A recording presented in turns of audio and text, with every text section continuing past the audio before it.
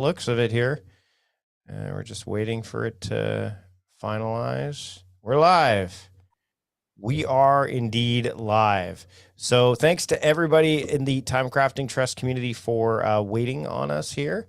I am, of course, Mike Vardy, your host. And with me today is Ryder Carroll. Ryder Carroll is with us. There we go. I'm going to mute the live stream so I don't see it or hear it on my side. Ryder, how are you doing today? I'm doing well. Thank you. Excellent. Thanks for joining us. We've got an enthusiastic group of people inside the chat waiting to ask questions. Of course, I've got my copy of the bullet journal method right here. I've got my questions ready to go. We don't really, when we get started with the conversation, I just want to make sure everybody's kind of in there. Everyone can see us. I'm looking at the chat. We should be able to get things going here pretty quickly. You've been on the show before. You've had a couple of conversations in the past. And this time, I don't know if you've been on the show since we renamed it from the Productivityist podcast to A Productive Conversation. I don't know if you have.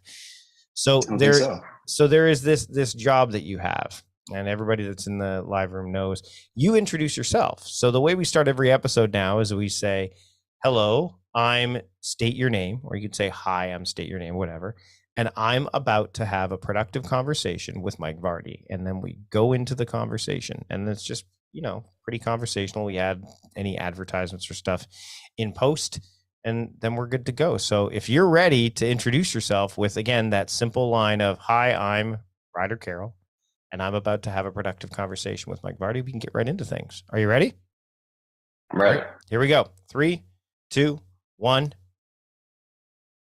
Hi, I'm Ryder Carroll, and I'm about to have a productive conversation with Mike Vardy. Ryder, thanks once again for having another productive conversation with me. Although, like we said earlier, you've been on the show when it's been the Productivityist podcast. I think we've chatted with you back in the Mike's on Mike's days or Workflowing or whatever it was, depending on when you're on. So thanks so much for joining me today. I really appreciate you being here. Thanks so much for having me on yet again. Okay, so here's the thing. We're how many years on with the bullet journal method at this point? The book came out in 2018. 2018. All right. Mm-hmm. So it's been out we're going on 5 years now, right? And the bullet journal method, the bullet journal itself has been around for quite a while. What as we get into it right away, you're in Australia right now, so you're not even on the North American continent. What's changed for you in the time since the book came out, and even since you basically invented the bullet journal method? Yeah, the short answer is a lot. Mm-hmm. So this year, August 8th of this year, will mark 10 years since I launched bulletjournal.com. I would say that pretty much everything has changed in those past 10 years. I mean, in the last 3 years alone, many things have changed, but I think the book itself was a milestone. This 10 years will be another milestone for me. I work on bullet journal full time now, whereas before it was more of a passion project. And that's wonderful. I've been building up a team around it and trying to figure out really what bullet journal can be for more people, right? And the best way that I was able to figure that out is with other people. It started with it just being a one-man band, and I realized that I became my own bottleneck really quickly. So now I'm working with some incredibly talented people to help us teach the bullet journal method to as many people as possible. One thing that I want to bring up right out of the gate is I didn't know that your father was novelist Jonathan Carroll. I didn't know that. And so because we've had conversations before, so I wanted to dig into some stuff that we hadn't done before. I also will have some questions from those watching live, TimeCrafting Trust Premium members watching live on the private YouTube stream right now. But he just has a new book that just came out. I saw the photo of the journals and the notebooks, and there's a familiar logo that I saw with some of them, but you want to help other people. Has he adopted some of the stuff that you've taught in terms of bullet journaling? Because that's something that's helped him as a creative, because I think a lot of creatives love using this. And the fact that, again, he's, and I can't wait to read Mr. Breakfast, by the way. I'm looking forward to it because it's got that time the whole, yeah, like I'm looking forward to that, especially around Groundhog Day. It makes sense. But I'm just wondering if there's been stuff that he's taken from your work and adopted. I don't think so. Not at all. My father's really zen when it comes to productivity. Like he's kind of inspirational in that he really has decluttered his workflow. He writes. That's it. Like he writes, email sometimes, but it's really he's gotten rid of everything that is not essential just to make room for it.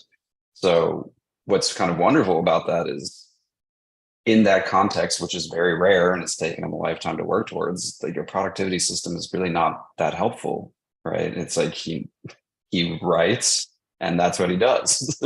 Have you Doesn't found really that have to organize it. have you found that that's happening for you too, to a degree? Like, I mean, yes, you're running a team stuff, but I mean, as you've whittled, I mean, because when you started this, like you said, this wasn't your main thing, but now that this is your main thing, have you found that something similar has happened to you as well, to a degree? It depends. I mean, for my personal life, I would say that my lists have become much shorter. Mm. But when it comes to work, now that I work with a team, my work lists have become much longer and more complicated, but a lot of that can be delegated.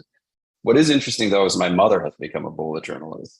So Okay. she navigates retirement in a very different way, has a lot of things to be organizing and taking care of, just very different types. So it's kind of interesting to see which of my parents adopted the system and which one didn't. I think my dad has used more of my bullet journal notebooks because he loves them to write on. Yeah. But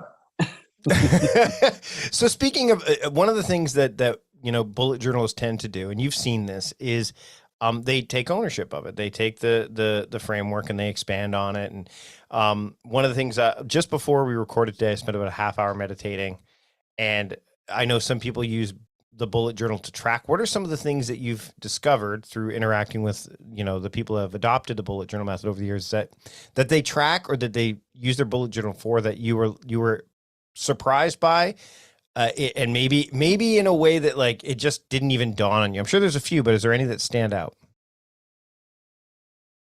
uh,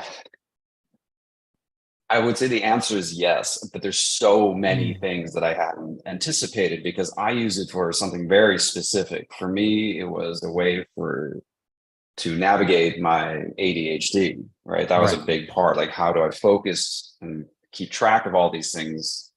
And other people use it for very specific applications that don't really apply to my life at all.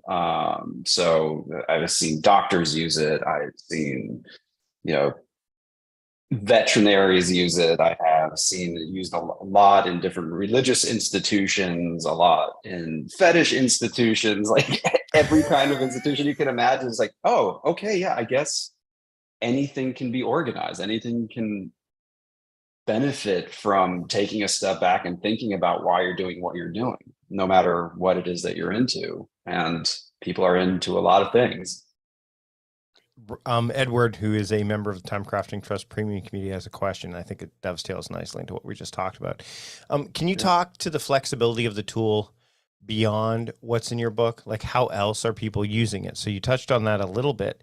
The book itself, you dive into the method and the origin story and all that stuff, as well as giving some guidance. But is there anything that maybe in the 5 years has, hey, this could be an addendum to the book at this point, or this is something that how flexible the tool is, things that you've noticed that are like, oh, this is something that I think could be, I could draw more attention to with the way that the method works? For me, really the biggest shift is it going from a productivity system really to a framework for living an intentional life. And that means something different to different people. And as I get deeper and deeper into this with my community, there really needs to be a framework for that, right? We have a lot of incredibly powerful philosophy for thousands of years, and we have a lot of different ways to be more productive. But the thing that I think the bullet journal method provides is kind of how do you take that insight and put it into action? How do you actualize philosophy in some ways? Does this actually work in my life? Is this adding value? Is this not adding value? And doing that in a very systematic way, and doing it in a systematic way that makes sense for the way that you think and the way that you live. That's the flexibility really coming into its own in the bullet journal method. It's you bring its purpose to the system, right? That's really it. Most people are like, what is it for? And I'm like, well, it's for living an intentional life. That's what I believe. And that means something different for different people. Like, do you want to be a better parent? Do you want to be a better teacher? Do you want to, take better care of yourself? Mental health. You bring the purpose to the platform. And I think that's interesting, because a lot of people, they tend to put the platform first, right? Or the app in some instances, right? Like, if I get this app, it's going to make me better. It's going to make me more productive. It's going to make me more intentional. And you actually allude to some of this in a blog post about resolutions versus intentions. Like, as we're recording this, we're into February, and of course, this episode aired just a couple weeks after we recorded it. And this is the time of year where New Year's resolutions, start to fall by the wayside if they haven't already. Really liked what you said, and I'd love to hear you expand upon the idea of resolutions versus intentions. We'll link to the blog post in the show notes for sure. But I'm not the biggest fan of the dilution of resolutions as well. So can we touch on that a little bit? Because to your point, you bring intentionality to the platform. It's going to give you a lot more juice, for lack of a better term. So can we dive into that a little bit? This resolutions versus intentions concept? Sure, certainly.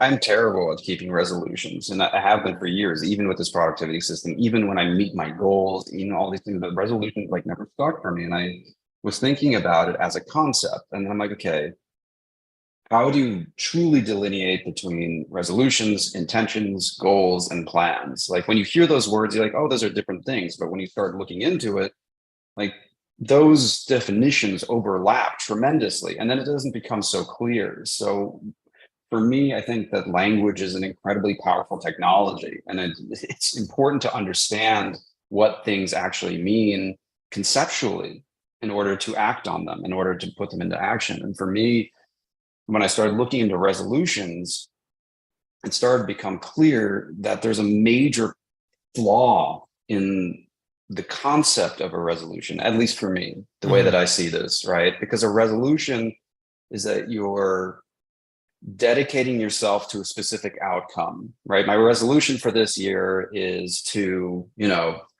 get 10,000 followers, or to, double my income, or whatever it is. And that sounds fine, and that sounds aspirational. Oftentimes, I think specifically in the productivity community, you set these really lofty goals or resolutions. And again, what's the difference there? For me, I had to delineate between the two of them because it's important. And this is why. I think in order to affect change in your life, or to actually make any progress, you really have to focus on the things that you can control, right? And this is the thing about a resolution. The resolution makes you dedicate yourself to something that is out of your control, which is an outcome, right? You can't control whether you're going to double your income. You can't control how many followers you'll get. You can't control this. You can't control most things, right? And that's actually very helpful, because when you start to figure out what you can control, then you can focus on that and get so much time back, because you're investing into the only engine that will help you make progress. Right. And that's really intrinsically motivated goals for me in some ways. You can think about it like this. So what's the difference between a resolution and a goal? These are my terms, and granted, they differ. But for me, a goal is a definition of an outcome. That's all it is. Right? It's not the dedication or commitment to an outcome. It's simply the definition of an outcome. And I think goals are really important because it helps you conceptualize some milestone. Or I like to think of goals as lighthouses, right? They're there to give you direction. Whether you get to them or not is a second thing that we can get into, but they're just there to help you think about, where do I want to go? And then the next part is the plan. How am I going to get there? Resolutions are kind of this muddy amalgam of okay, it's kind of a direction, it's kind of a commitment, they're usually too vague. It's almost as if control. To me, it's almost as if you should move forward towards your goals with resolve, or to be resolute, not to have resolutions. I think that's and what's interesting is, and this is where we'll geek out a bit, is you talked about it's really important to understand the things you can control versus the things you can't. And this is what drives me nuts about time management is people go, I'm going to manage my time. Like, time cannot be controlled. You cannot control time. You can control things like attention and like things that you have a greater command over. You have a greater sense of control. Like, and incidentally, attention is getting harder and harder to control, but you can control it if there are ways to do it, but time moves on whether we want it to or not. So the fact when people say, oh, I'm going to take control of your time, I'm like, you're not really taking control of time. You're taking control of the things that live within time, that live within it, right? So you're you're talking about goals, intentions. And we've talked about this before, but I mean, my definition of productivity, which again is kind of, you're talking about what your definition and words are super powerful. To me, if you're going to talk about what being productive is, it's the alignment, the active alignment or linking of your intention, what you intend to do, big or small, versus with your attention. Like, how are you going to consistently make progress towards it? It's funny, words do hold power and they mean different things to different people, because when I've said that to people before, they're like, oh no, intentions aren't actions. They're like big things. They're like things that I'm like, no, the term intend is literally to do something. Like, it's an intent. An intent can be, I intend to do the dishwasher, or I'm going to do the dishwasher. That's an intent, right? But people think about it's dangerously close to the thing you're talking about with resolutions. They become lofty and big, and I think that's the bigger problem. And what I like about the bullet journal method, what I like about time crafting, all these methods that have a timeless element to them that can apply to multiple platforms, because you've got an app and you don't have to use the LIVESTREAM bullet journal. You could use whatever you want. That's the sweet spot to me. And when I read your work around this stuff where it's getting like there's a philosophical component to it, that's the place that I think that's where the time, that's the change. Maybe that's the thing. Like, what's changed when I asked you between like the 10 years, the 5 years, the change now is that you've lived in it for so long that you've had time to think about it. There's a philosophical component that actually holds weight because you've spent time thinking about it, right? Yes. And I've also experienced firsthand what happens if it's not there, right? A lot of times people think that philosophy is kind of optional and meta, and like philosophy originated as a way to live a better life. Like, it's a technology to help you live a better life. That's really what philosophy is there. Yes, it can get very lofty and very abstract and unuseful. And I think that that's usually what people see, people talking about problems that nobody has, or new concepts that don't really affect us. But for me, really what it all boils down to is, how do I take advantage of this game I get to play right now, right? I get this life, and how do I make the most out of that? And to go back to what you're saying before, this is another thing in the productivity space that I think is a big misconception. Time can't be made. You can't make time, right? Time can only be taken, and it can be taken from you, or it can be taken by you. And that's the choice that you're making. A lot of productivity is about that choice. What time will you take? And then the question, which is the philosophical part for me, is why? Why are you taking that time? What is it for? And I think that for me, before, I was so driven by what I was doing that I never really focused on why I was doing it. It's like, okay, I have to get a raise. I have to start my own company. I have to this, I have to that. And over and over and over again, it just kept feeling empty because I was ticking a box. I was doing something that I was supposed to want, supposed to be important to me, and supposed to this, supposed to that. And never really asked myself, why is this important to me? And I feel like when that question is missing, no matter how productive you are, it'll feel empty. Yeah. Like over and over and over again. And this is what, for me, like my take on intentions is also a little bit different than I think is common for me. So we have resolutions, which are a commitment to an outcome. And then for me, so how is that different from intentions? For me, intentions are a commitment to a process, right? And that process is aligning your actions with your values. That's something that is not fixed, because your values change. And then like a big part for me, what goals are experiments that you run, right? You take on these projects to run an experiment to see whether or not this action helps you to actually align with your value. Because what are goals? What are projects? What are actions? They are ways to embody a value. They're a way to truly embody this thing that you care about or that you think you care about. And then when you do that thing, you can see whether or not you feel that that's true or not. Mm-hmm. Is this helping me be a better parent? Is this helping me be a better leader? How do I feel about that? And I feel like that feeling connection about what we're doing and what we're feeling is often lost in this space. It's just like, okay, I'm just going to keep working on this for 3 years, and then I'm going to keep my fingers crossed that I'm going to feel wonderful about it and my life is going to change. And in my experience, that's never been the case. Like, generally speaking, your gut feeling can tell you whether or not you're moving towards something that is meaningful to you or it's not in real time. You don't have to wait, 10 years. What are you reading right now? What are you reading these days? Right now, I am reading What We Owe the Future by William McCaskill. It's by the founder of Effective Altruism, which might be one of the most terrifying books I've ever read. And then for fun, I'm reading Master and Margarita, which I just got into. Okay, cool. I've been reading, and I mean, it's hard not to, because I'm a big fan of Rick Rubin, but I've been reading The Creative Act, A Way of Being. I don't know if you've read it yet or not, or it's just there. What's interesting is the timeless advice that, like, one thing he brings up, and I've got some more questions from the community I want to get to, but I want to go into this a little bit, is one of the things he said during his interview with Anderson Cooper was the audience comes last. It was very interesting to hear him say that, because when I think about some of the stuff that I do, build, create, whatever, some of it is driven by, the audience wants this. And for the longest time.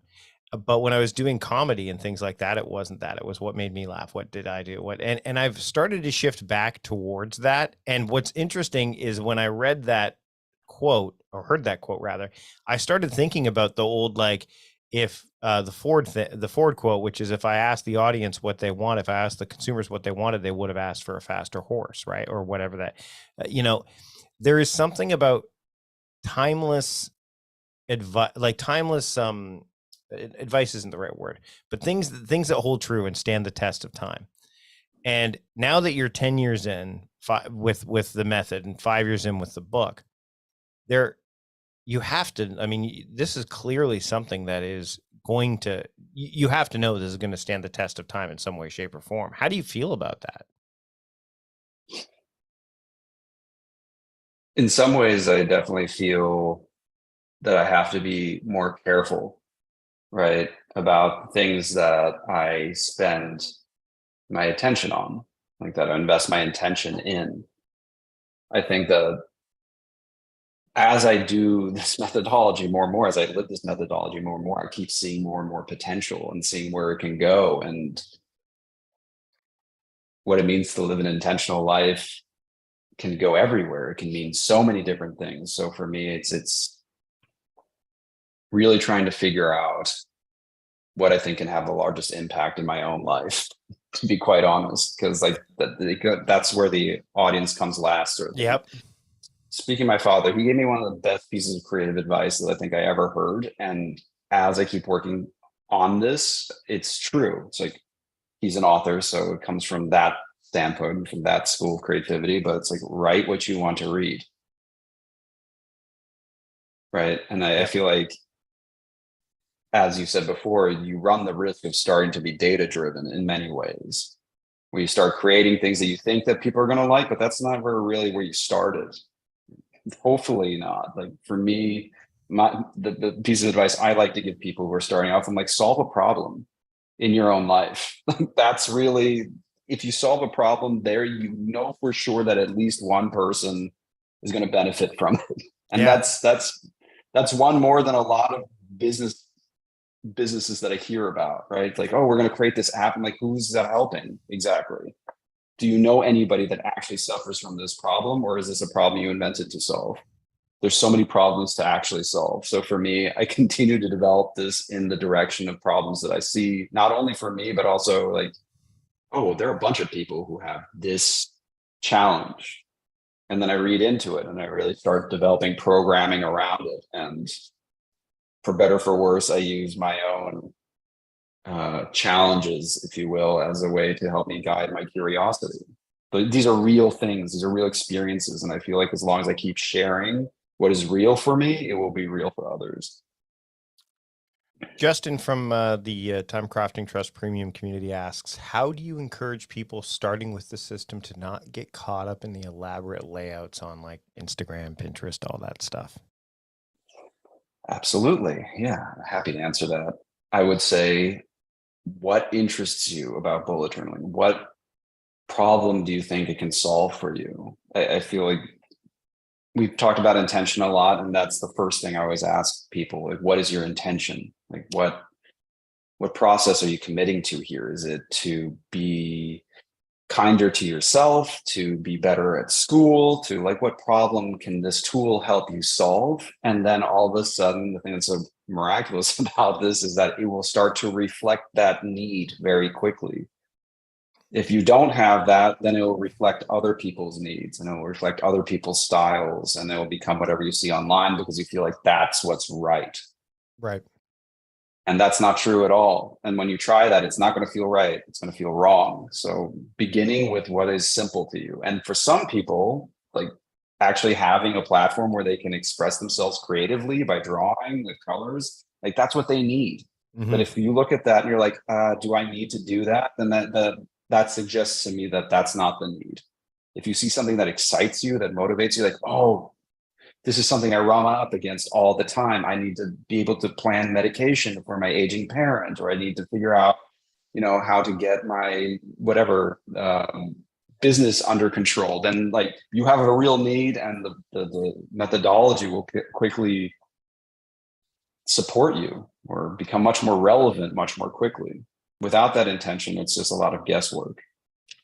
It's like, so my job is to create essentially a toolkit, and then you pick the tools that make sense given your challenge or your intention. So I'm going to ask you a question that I've asked David Allen this before when it comes to getting things done. And there was somebody, I'll link to this in the show notes as well, but there was a Medium article that from someone, you might have even read it. I don't know if you have, but it said like why bullet journaling didn't work for me. I was like, obviously, speaking of data driven, that's going to be a catchy headline for sure, right? But when people have said that getting things done wasn't working for them, I would always look at it, and there's always going to be elements that you adapt and modify. I mean, I did it. The weekly review was a thing that really a lot of people struggle with, myself included. With the bullet journal method, I'm wondering if someone comes back and writes something like that or says something like that.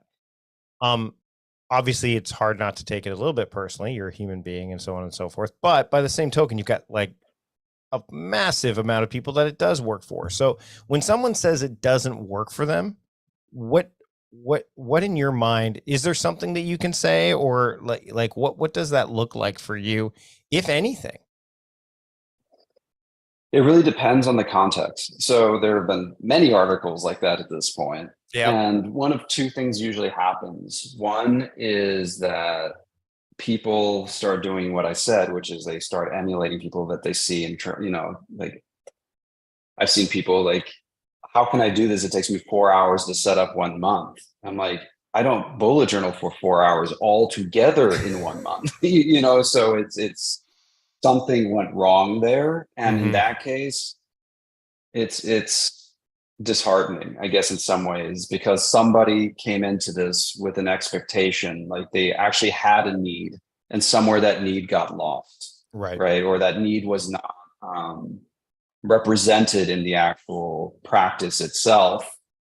Usually when people they give up bullet journaling, it's because they bullet journaled for somebody else and not for themselves. They were doing what other people needed, not what they did. And that's a shame. And I feel like that's an opportunity for me, my team, to continuously create better language and better educational tools to help. Like, if you're going to try it this way. And then that's brings us to the second one. It's like, I tried it the minimal way and it didn't work for me. And you know what? I get that. As somebody in the productivity space, minds are different. And I think that doesn't, I guess that upsets me less, because they gave it a real try and it didn't work for them. And the whole reason I designed this thing for myself is because nothing else worked for me. I had to create something that worked for me. So if somebody tried it, they gave it an honest shot and it didn't work. Like, the big one is usually people like, I'm just all digital and I can't do the notebook thing. I'm like, I get that. I totally understand that. And that's fine. It's just like when somebody tries it and they do something, like, they don't really get to experience what it can be like, which is usually the majority of these kind of articles. And it's interesting because I'll read articles where it says, like, this is why I gave up bullet journaling. And actually they didn't. They gave up somebody else's form of bullet journaling and they made it their own. It's like, now I do it much simpler. And it's like, okay, they found that they discovered the problem for themselves and they were able to mitigate it. So that's pretty much it. Last time we talked about the app. The app came up. You talked about the idea of people who are like not notebook people. How's the app like overall? I mean, as much as you can share, how has the app been received? Like, is it for me? I've always envisioned the bullet journal as like, this is the analog method, and I know the app exists, but how is that working? Do you feel? The app, for those who aren't aware, the app is, I see it as an extension of the notebook. So there are things that a notebook just like simply can't do. And for me, it's not about using analog. It's about using the right tools for the job. So for me, for thinking, writing by hand on paper, it serves that purpose. And I think in different ways, but the app will send you reminders. It'll help you keep track of these things. It will help you, take pictures of all your notebooks so you can actually have your entire library in the palm of your hand. So it's using technology where I feel like it can really add value to the bullet journalist. So there's not a real conflict of interest there. And I do some things that are super unpopular in the app. Like, for example, I don't carry my notebook everywhere that I go. Like, honestly, I'm not going to take my notebook to dinner. I'm not going to take it to the beach or that kind of thing. But my mind doesn't stop working. So I'm like, okay, I need a way to quickly jot down notes.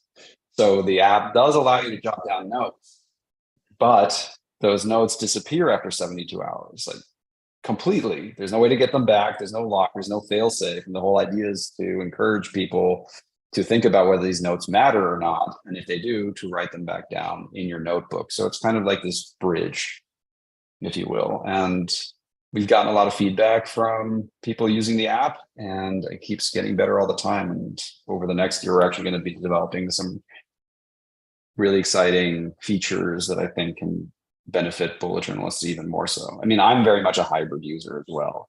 Right. So I come from a UX background, so I fully appreciate how powerful technology can be, and I want to take full advantage of it wherever possible. That's a perfect segue into your article about AI that you wrote not too long ago. It's funny because I have plenty of friends that are like leaning in hard and others that are, running away screaming. People who I know that are really smart. And I'm like, to me, it almost feels like, I remember reading a quote once about Anthony Bourdain running into the gray. Like, that's how I feel about this technology. It's like, it could be good. It could be bad. Like, we're going to link to the article in the show notes for sure. But can you give like just a summary of like your thoughts on this, especially leading itself? Because we're seeing it being used in productivity tools. Like Notion's got their own AI that they're developing now. I mean, we've seen it in productivity tools before, just not as overt, I guess, right? Like natural language is a form of AI. Like there's lots of things that we don't think about, smart dating, all that stuff. Those are forms of AI, but now it's becoming a lot more heightened. So I'd love to hear your thoughts on that, and maybe the role that it will play in kind of the things that you're doing. Yeah, I've had a lot more thoughts since I wrote the article as well, but I think the short version of it is that we don't exactly know how this technology will affect us in the long run right now. I do feel like there's my friend called it a dark renaissance, which I thought was really interesting. It's just like, there's going to be this moment where things are going to get very grim because we're going to throw a lot of our current thought models against it. It's not going to work, right? It's like everybody can become an author now. Everyone can write a scientific paper now. Everyone can do these things, which makes subject matter experts really scratch their head like, okay, where do I fit into this? And I feel like that's... Did you see the meme where the person said, what's 4 plus or 5 plus 3 or something like that, or 5 plus 4? And the AI came back and said it's 9. He goes, well, my wife says it's 8 and she's always right. And he goes, no, I'm pretty sure it's 9. And it was like a conversation. Eventually the AI relented. Well, if your wife is always right, then it must be it must be 8 and not 9. Like, that's an example of like, you can game it. So it's very, you're right. It's such a weird space right now, right? Yeah. And I feel like it's hard to obviously predict the future, but for me, I think there's going to be a little bit of a reckoning right now, because we're trying to think about it in terms that we understand, which is the only thing that we can do. But once this technology becomes a lot more, I guess, integrated in our everyday life, we're going to see where it actually makes sense for us, and we're going to see how things change. You know, like, somebody likened AI to a calculator, right? It didn't get rid of math for people. It just became a tool for people to be able to do math a lot faster and more efficiently. And obviously there are pro cons there as well. You don't do as much arithmetic in your head, but you're able to make progress faster. But again, I guess that's the kind of veil here. I feel like there's going to be a slump in a lot of different places when we're like a growing pain, like an intense growing pain. But after that, I think we'll have a lot more clarity or begin to understand. I mean, this is my hypothesis, right? The thing is that in many ways, I think it'll dominate us in 2 dimensions. That's the layer where I feel like we just don't really, there's no way to compete. And by 2 dimensions, I mean things that are virtual, if you will. The screen, anything that you look at, that's the 2nd dimension. And maybe this is a little bit trite, but I feel like there's an entire other dimension that we live in that's really critical to almost all of our reality, right? And I mean, as fast as AI is evolving, when I look at the most sophisticated robots right now, they're not evolving as quickly. So I feel like the 3rd dimension is still something that we're going to have to learn how to navigate on our own, if you will. So I feel like that's the interface between the 2-dimensional world and the 3-dimensional world is going to be where we are still going to provide a lot of value. If you will, like, this is where we won't get outmoded. It's always great to for talk a while. for a while. It's always great to chat with someone, you know, who, when we can kind of go a little bit outside the space, but not totally, because it does affect kind of, I mean, it will affect the quality, the quantity, productivity, like all those things are going to be affected by it.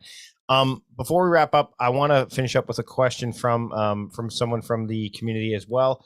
And this kind of leads itself to the future. Like, what you alluded to some of it, but what do you see as the next steps in the evolution of the bullet journal? For me, where I'm directing it towards is to, again, it's developing more and more programming around figuring out what it means to live an intentional life for each person. Because I feel like productivity can take the place of purpose often, but that's where it's so sorely missed, right? It's like you're the most productive person, but it feels completely empty. So for me, it's about using productivity as a way to help you make progress towards the things that are really meaningful to you. But understanding what is meaningful to you is not simple or straightforward.